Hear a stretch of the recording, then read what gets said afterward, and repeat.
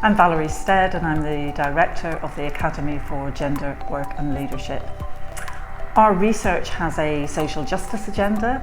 We're interested in how we can tackle gender inequalities to develop fairer and more equitable organisations, and a social sustainability agenda. We want to know how tackling gender inequalities helps organisations, communities and society in general to thrive.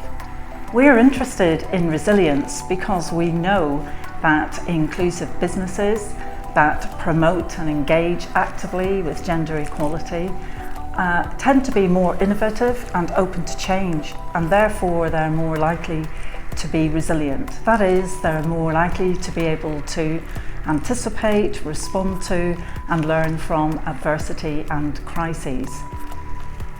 If we are to develop resilient organisations, therefore, we really need to understand what are the blockers and enablers to inclusivity in our value systems, in our behaviours, in our practices and in our leadership and management processes and structures.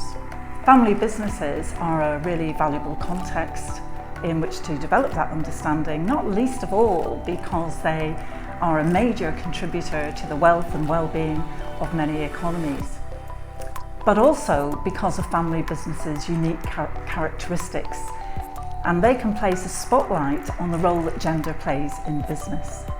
Also, family businesses often have to contend with gendered ways of working, such as succession practices that involve passing the business on from generation to generation, often through the male line from father to son.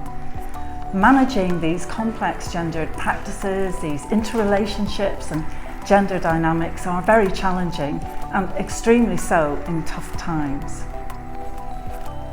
Learning about the role that gender plays in how family businesses operate and organise can therefore provide valuable and important insights and lessons for building resilience in family businesses that also have relevance for organisations and business more widely.